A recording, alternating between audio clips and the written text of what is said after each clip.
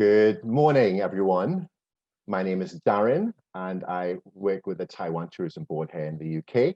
Thank you so much for spending your Tuesday morning with us, and I hope you will find it very inspirational as you carry on the week with Taiwan at the back of your mind and China Airlines. I've got some team members in the group with us this morning.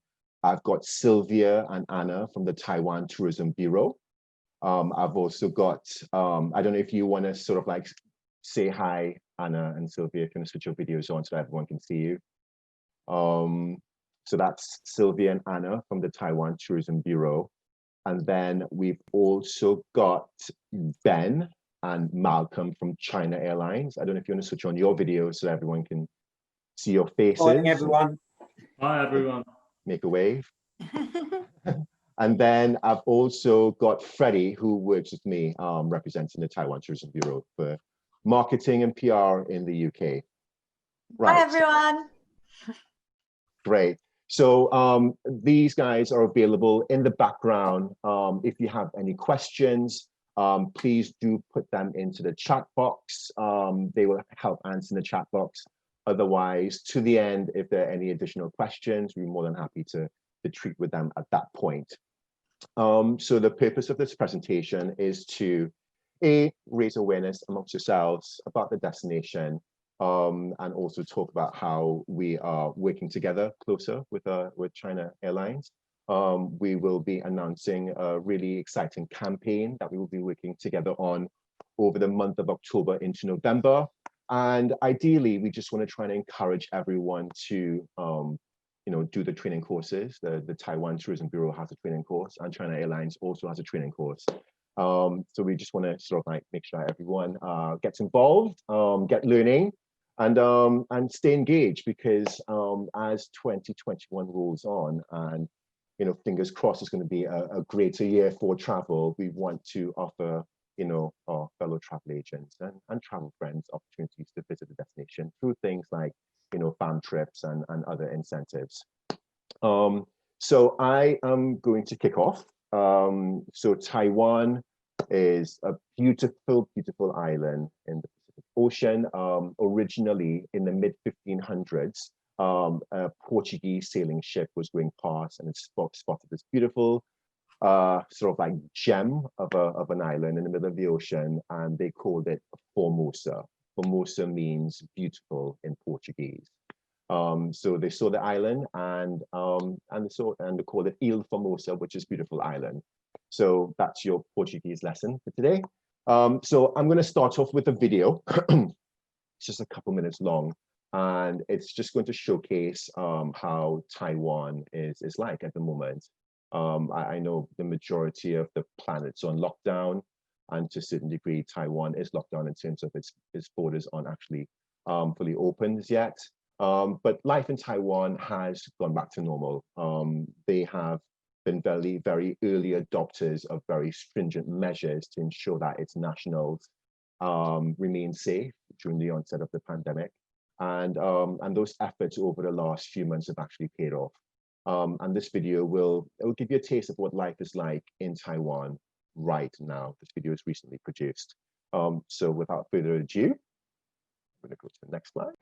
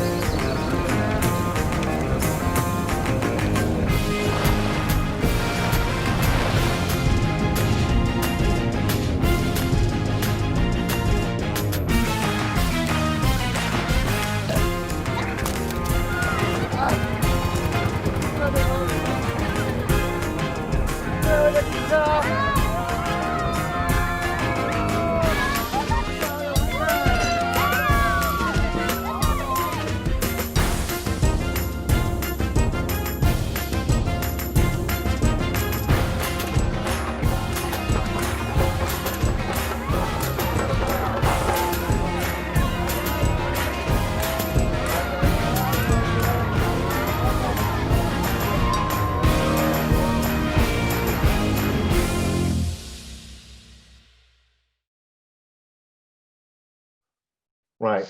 I hope you all enjoyed that video. It goes to show that Taiwan is where we would like to be in terms of our current day situation. Social distancing, what social distancing? Cases to worry about, there are no cases to worry about. You know, and life is pretty much back to normal. So, you know, we look forward to, you know, international borders being able to reopen and people visiting the destination to kind of experience how quirky and amazing it actually is. So to start off, I just want to sort of like cover some key selling points. The destination is nation underrated.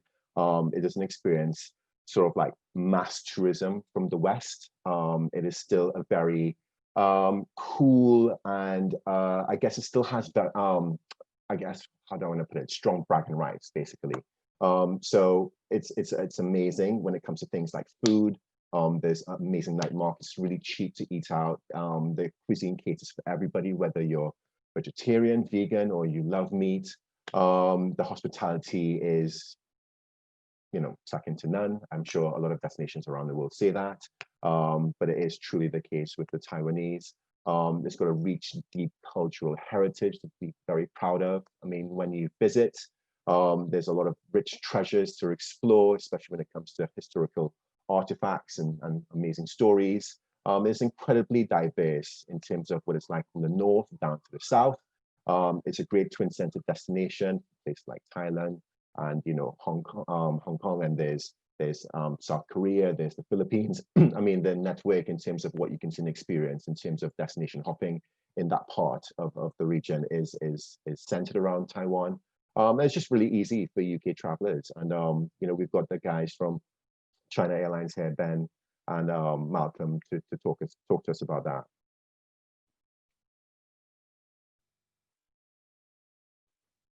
Next slide. There we go.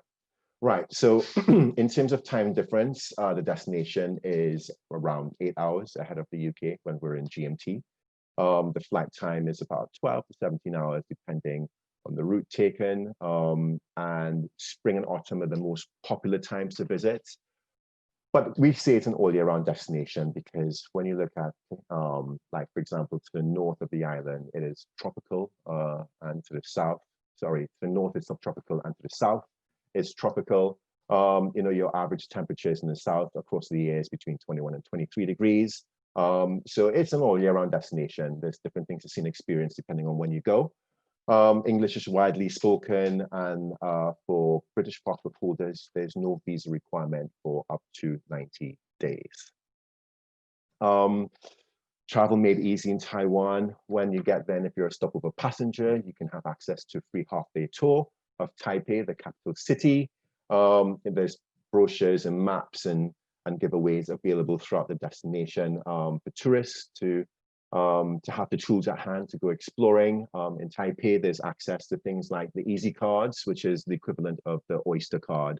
So you can top it up with money and you can use it on the local transportation with the tram, trains, buses, and it can also be used in shops as well. So it's almost like a payment card, not just for transport, but for other things. And there's Wi-Fi hotspots available throughout the destination. So it'll be really easy for you to share your adventures on social media. Once you're in the destination, it's really easy to get around. You've got the high-speed rail that links the north of the island down to the south of the island in a matter of like an hour and 45 minutes, which means you can see and do a lot in a really short space of time.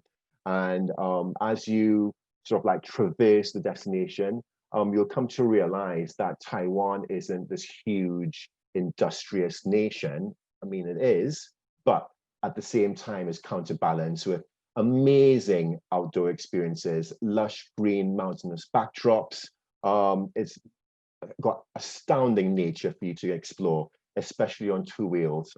If you're a cyclist or you just like bike riding, there's a lot of sites to be explored on just two wheels. It's a great way to have that extra immersive experience, and B, it's a sort of like a healthy way to travel. There's strong metro networks, bus networks, the road networks in the destination is of high quality, which means you can easily hire a car and drive yourself around. Just get a local SIM card, pop it into your phone, use Google Maps, or some cars will have integrated sat-nav systems. And you can explore because all the all the road signs are English marked as well. So just want to kind of run through a few slides to talk to showcase actually the destination's diversity. There's actually towards the entire center of the island from the north to the south is pretty mountainous. There's 5 different mountain ranges. There's actually 286 different mountains that are over 3,000 meters in height. So if you like hiking, walking, just being blown away by amazing scenery, Taiwan's definitely for you if you like to have that outdoor experience. A few people who've seen this presentation before have said, some of the mountains look as though they're in Scotland. Why not? It's absolutely beautiful. Actually, just before I move on, 2020 was designated the year of the mountains for Taiwan. But unfortunately, no one really has had the opportunity to go and experience it because of the pandemic. But in 2021, is going to be the year of cycling. So if you like to pedal on 2 wheels, please do go explore. Right, and then to the extreme opposite, at sea level, down to the south of the island, we've got amazing coastlines and beaches, white sands, turquoise waters, absolutely great for snorkeling, scuba diving, all manner of marine activities. A lot of people won't necessarily associate Taiwan as a sun and sea destination, but the evidence is there, it can be. So it's got something for everybody. No matter the length of time as well, because like I said before, you can do a great deal across the island in a really short space of time.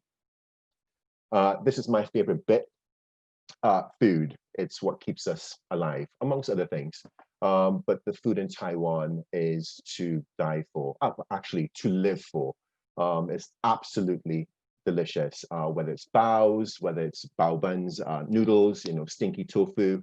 You can have dining experiences in Michelin-starred restaurants, all the way down to the night markets where you can experience street food. It is really cheap to eat out. You can have a high quality meal with a drink and service for just maybe about £15 per person. A beer, depending on where you have it, in a high-end bar might be £3.50, but down to a local establishment will be £1.50. So you can really stretch your pounds when you want to sort of like eat out. Whenever I travel, I design my itinerary around where I'm going to eat, for breakfast, lunch, and dinner. Some of you might be the same, but I mean, definitely in Taiwan, it's worth doing that. The people are just really friendly and hospitable. Just speak to Anna and Sylvia and Ben, and you'll see why. And also, what a lot of people don't know is that the Taiwanese have a really rich Aboriginal culture. There's over 16 tribes of indigenous peoples that make up the Taiwanese population. And the culture and the way of living and some of the experiences through heritage, artifact, art, music, as you saw in the video earlier, is really well conserved and preserved. And you can see that towards the eastern side of the island as well when you visit. Throughout the course of the year, there's tons of different festivals to experience. There's lantern festivals, there's cherry blossom festivals, there's music festivals, there's art festivals. One of the most notable one is the Lantern Festival. There's an opportunity to see all the colors and lights that Taiwan has to offer. In 2021, the festival is going to be running from the 26th of February to the 7th of March. So it goes on for quite some time. There's an opportunity to kind of see what Taiwan has to offer in terms of fusion. There's food, there's music, there's arts and crafts. There's these actual lanterns, which are quite extravagantly designed and built. So definitely worthwhile experiencing. In 2021, it will be in a city called Hsinchu. And yeah, it's a great time to go and see everything in one hit. Taiwan has a very quirky culture, whether it's going to a restaurant and sitting on toilet bowls and dining from toilet bowls, well, toilet bowls that were created specifically for the dining experience. But it's just a quirky thing to have, to experience, and it makes your trip even more memorable. You can have an image of your pet printed in foam on your coffee, or you can see pets being pushed in strollers with fans. There's a lot of things that you will see that will make you go, oh, right, I will never forget this place. And that's what Taiwan is all about. Right, so this is, over the next few slides, I'm going to talk about what ideally the first-time experience can be for a first-time traveler to Taiwan. We've got something that we created called, like, it's like the Golden Triangle, if you will.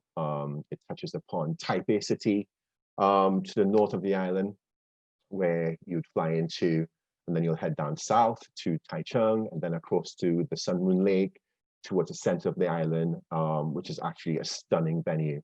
And then over to Taroko National Park before we head back up to Taipei. So let's burn this through. So Taipei, it's the capital of Taiwan.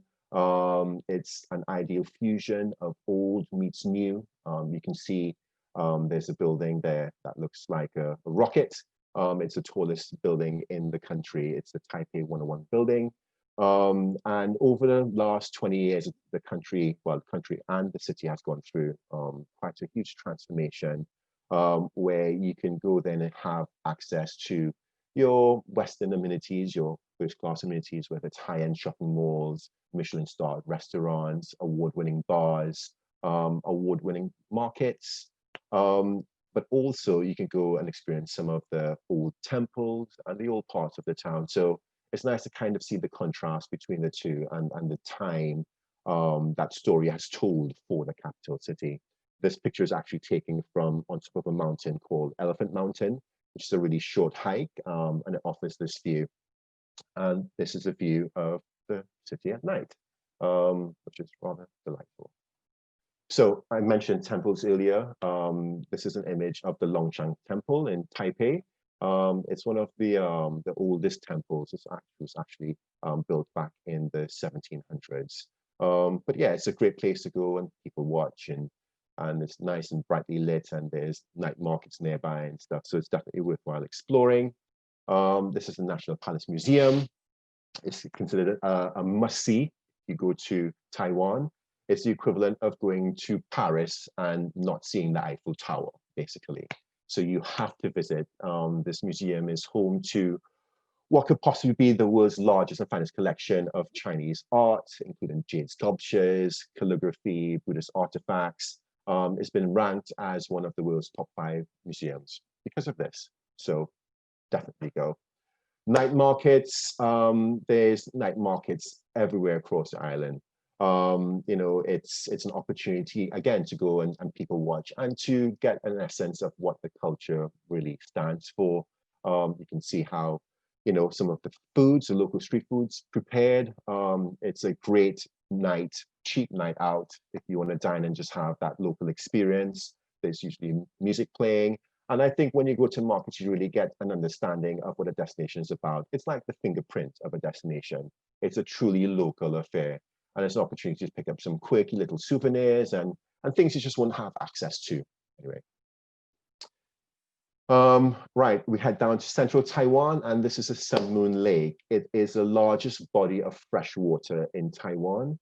And it's just one of the most beautiful landscapes in the destination as well.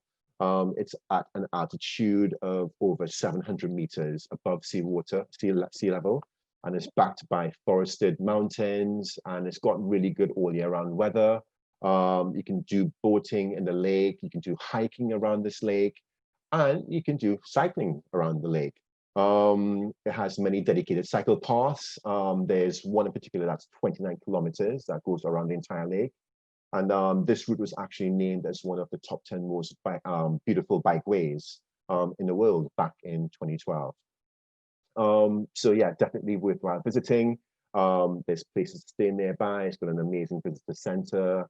Yeah, so definitely another spot to add to your list. And then we head over to the east coast. There's the Turoku Gorge. It's often referred to as the jewel in Taiwan's crown, if you will.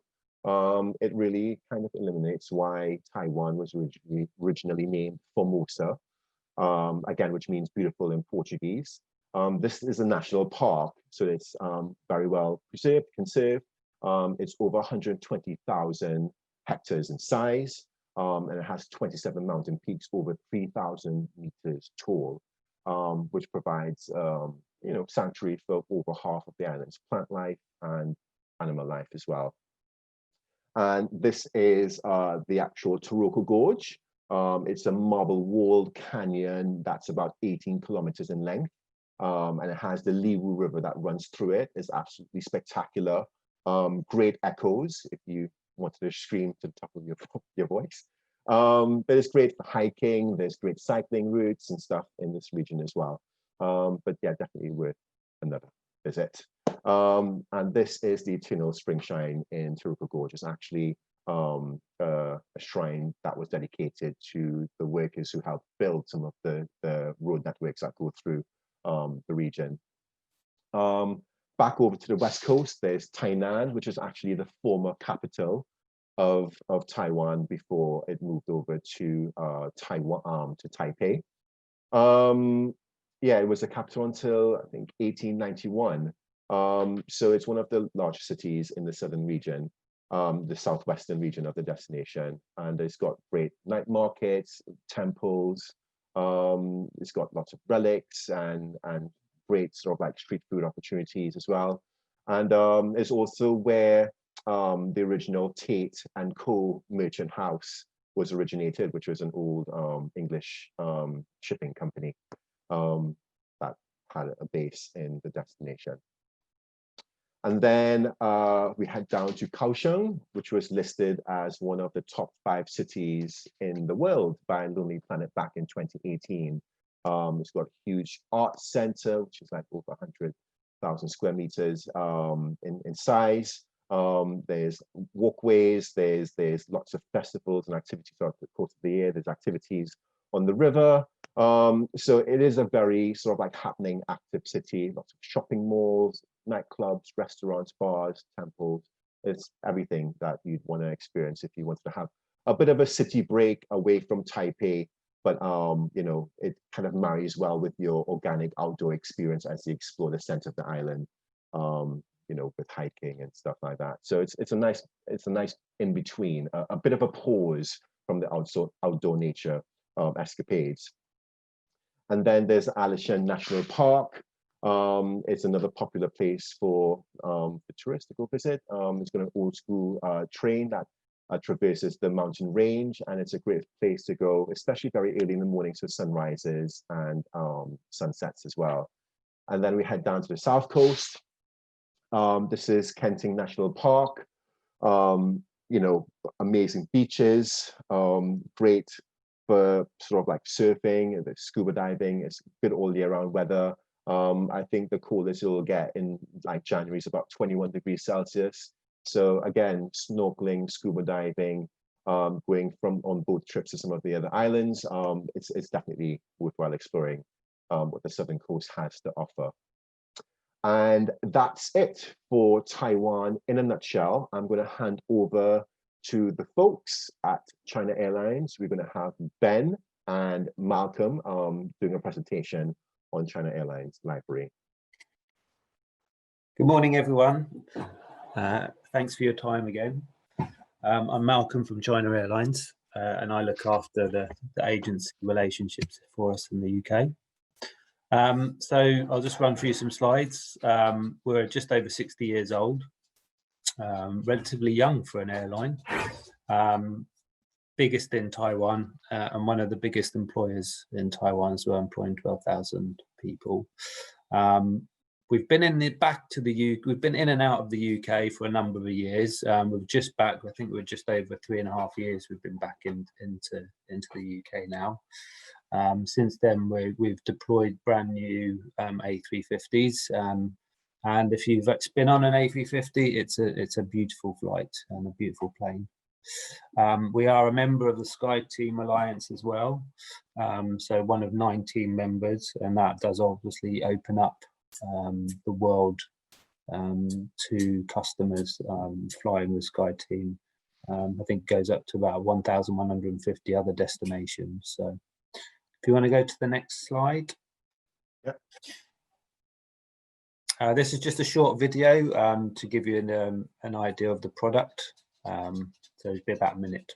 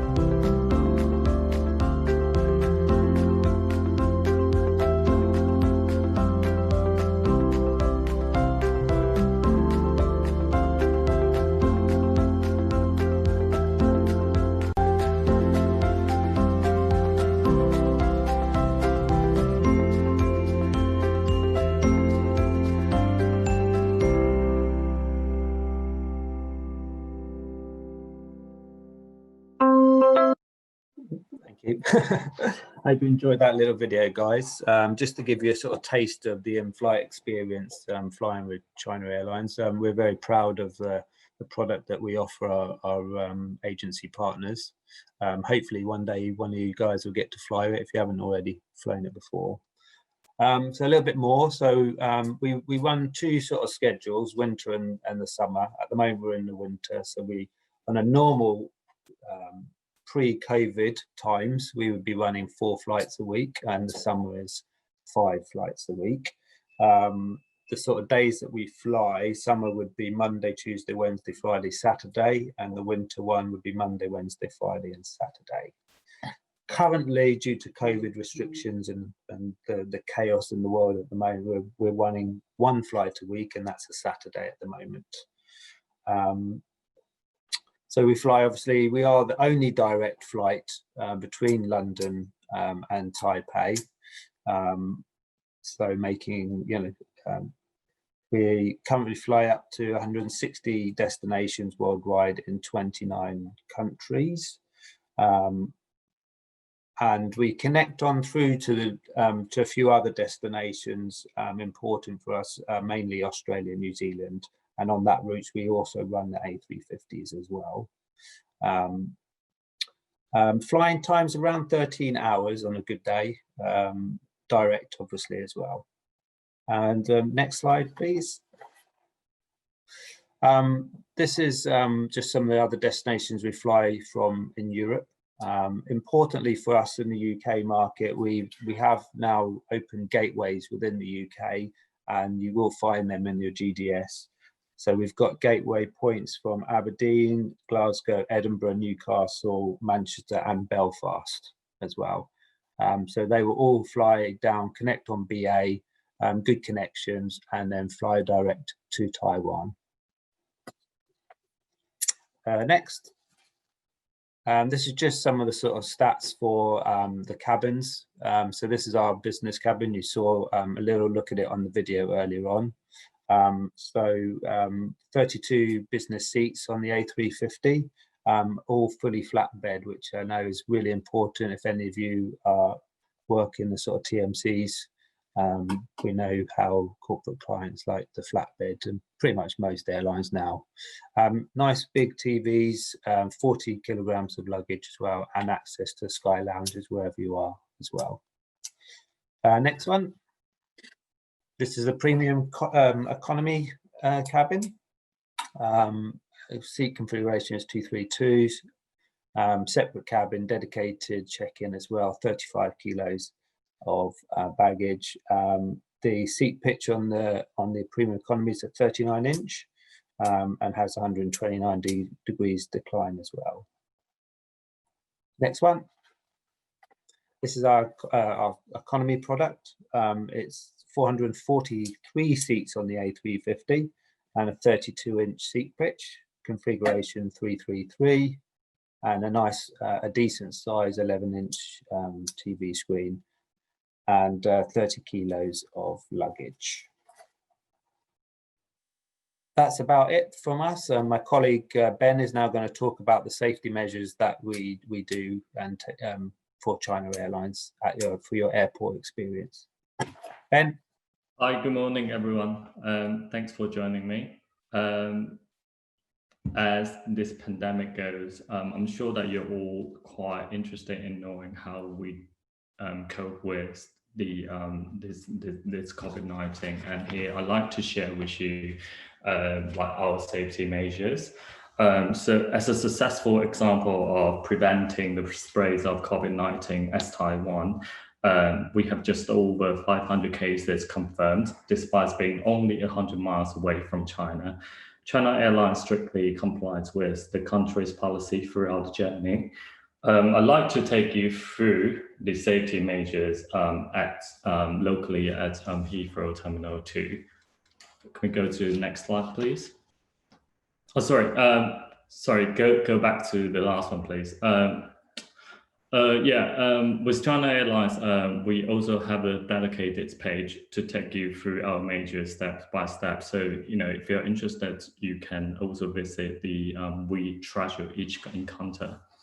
Next, please. So I'm not sure how many of you have been to Heathrow Airport since the lockdown, but obviously it's not the same sort of busy airport as we know. There is one-way system with a passenger flow control. All passengers, they're asked to queue outside of the terminal when it gets too busy. And you can also see the social distancing sign and sanitizers everywhere throughout the terminal. Next, please. At the check-in counter with China Airlines, obviously there's transparent plastic protection boards are placed between the check-in agents and passengers. We also will assist passengers to fill health declaration form and eligible to home quarantine statements. Taiwan currently is only open to nationals and residents permit holders to enter. For foreign nationals to enter Taiwan, they must present a COVID-19 negative certificate, which is done within 3 days before boarding. For more information, please visit the websites of Taiwan Centers for Disease Control, which is short as CDC. Next, please. And as I said before, we have followed really strict security check. You can see the sanitizers and social distancing signs everywhere in the airport. And obviously face coverings are mandatory throughout the airport and on board. Next, please. At the boarding gate, to keep the social distancing rule, there are block signs on the chairs in the waiting area. Passengers with temperature over 37.5 Celsius are not permitted to board. The sequence to co-boarding is business, VIP members, Premier Economy, and Economy. And with Premier Economy and Economy, we call it from the back to front for the passengers to board. Next, please. And the seat selection, China Airlines aims to keep social distancing rules with seat arrangements when we are possible to arrange so. Next, please.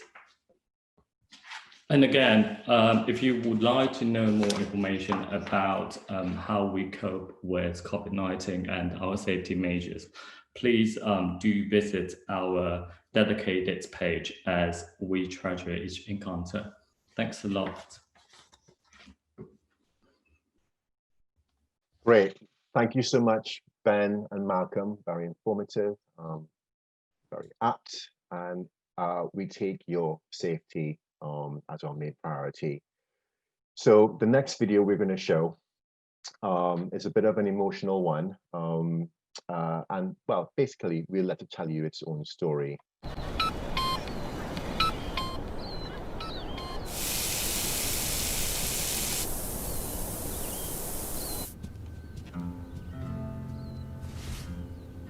When normal is no more.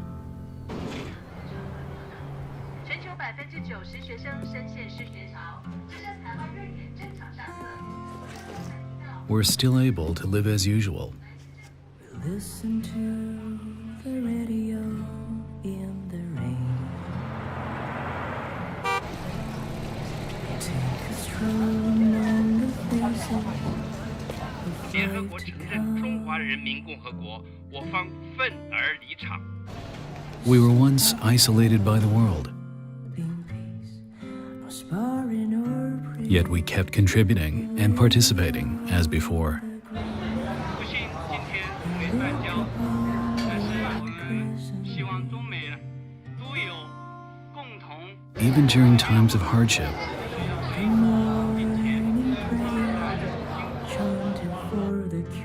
we still go out and enjoy a meal as usual. We watch the stars order themselves into the mist. 中华民国代表团今天穿着蓝色的上衣、白色长裤，这套是象征我国。 Despite stumbling down,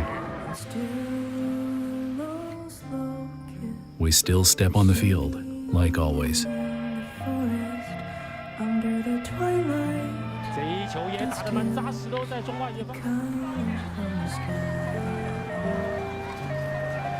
Even going through long sacrifices and loneliness, we stay strong as usual.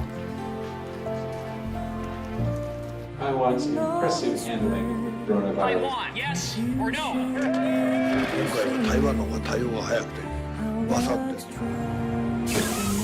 Like a family, we keep our promises, so hope still runs. Our family works hard to make a living, so life can go on.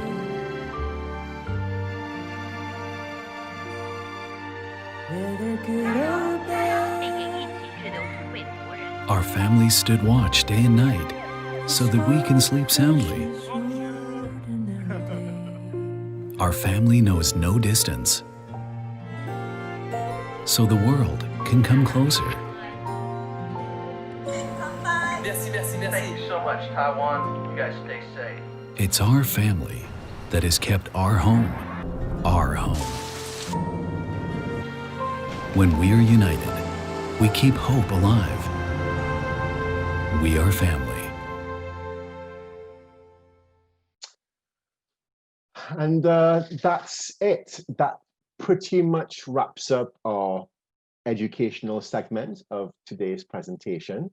So I wanted to draw it to an end before we go into a bit of an exciting bit. I just wanted to sort of like highlight some of the 5 key points to take away. The destination is niche and underrated. It's a major foodie destination and it can be cheap as well to dine out. It's got a very rich cultural heritage. It's naturally beautiful and very diverse and very easy for UK travelers to get to.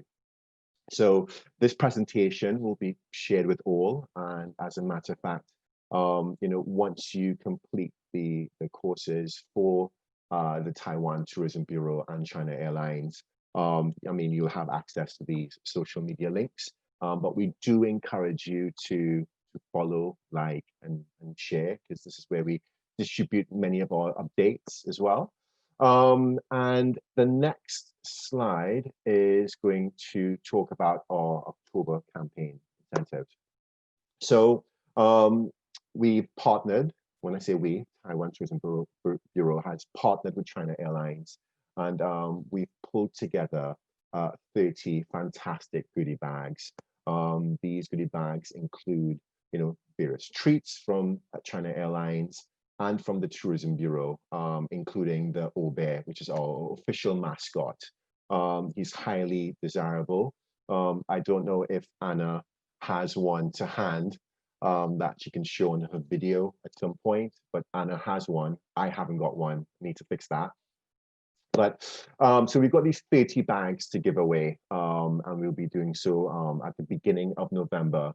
One of those bags will be extra special because it will have a £100 John Lewis voucher in, which I'm sure will go some way towards Christmas as it's looming. So all you have to do to get involved in this campaign is to make sure you've completed and passed both the Taiwan Tourism Bureau and the China Airlines course on OTT. Once you've completed these courses, we'd love for you to share on your Facebook or Instagram about why you would like to visit Taiwan, because these will contribute to potentially sometime in the near future, linking up, you know, your performance with FAM trips. And then on the 6th of November, we will cross-check all of the agents who've completed both courses and have made their posts on social media using the hashtag FlyCI to Taiwan, which is basically Fly China Airlines to Taiwan. So just make sure you remember that hashtag FlyCI to Taiwan. You know, we'll share it with everybody by our newsletters, and it will go up onto the competition pages for both courses. So yeah, so make sure you get involved with both courses, you share on social media as to why you want to visit the destination, and you could be in for winning a goodie bag and potentially one with a £100 voucher inside as well. So if you have your phone, take a shot of that page, so it's a reminder. And yeah, we look forward to seeing you getting involved with us over the next month. But in the meantime, we do have a goodie bag to give away for this session, which will have an obear inside as well. So I am going to ask a question. It's going to pop up on the next slide, and the first person to answer the question in the chat box is going to win this goodie bag, right? So, you know, stretch your fingers, make sure you have the chat box ready. And in 3 seconds, I'm going to show the question. 3, 2, 1, boom. What is the original name given by the Portuguese for the island of Taiwan? And I am going to give you 5 seconds, 4 seconds, 3 seconds, 2 seconds, 1 second. And the answer is Formosa. Right, so I don't know if I'm going to quickly try and navigate to the chat to see the first person to answer. Oh, I just saw somebody put mimosa in there. Nice. Could do that. And I can see we've got Chrissy. Chrissy Mackenzie Cooper is the first person that answered correctly with Formosa. So congratulations, Chrissy. Please do make a note of the email address on the screen. Just drop us an email saying I won because of Formosa or something, and we'll get your contact details, postal address, and we'll get a goodie bag out to you. So yeah, just drop an email to taiwan@finpartners.com. And that's it from our side. If anybody has any questions, now is a good time to ask. If there are no questions, that means that you know, we've done a good job, hopefully, and we've answered all your questions. And yeah, we can take it from there. Any questions? Sure. No? Thanks for interesting. Right. 1 second. Let me open up the chat. No questions. Very interesting. What is the significance of the lettuce and the dragon? I've had this question before. Right, so I take it you mean the dragon dancers, right? The costumes. I think it is basically, it's,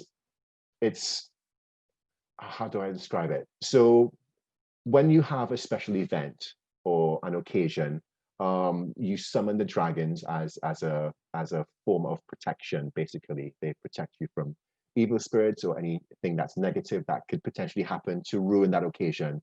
You know, so it doesn't matter what the occasion is, as long as you want to make sure that it's in a healthy, safe environment. You hire these dragon dancers, and feeding the dragons with lettuce. It's like I don't want to say the word sacrifice, but it's your contribution, a form of payment to the dragon for its protection. I don't know if Anna, you want to elaborate on that, or I think I may have got it kind of correct. Yeah, I think so. Yeah, yeah, Anna's laughing at me.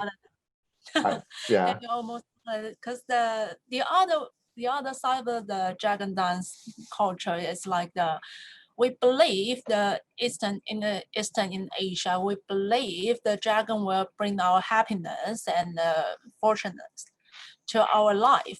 So no matter what events, no matter what kind of store or restaurant opens, or even the simple opening, we will invite the dragons to come to our event to protect us and bring our all the happiness and the fortunes.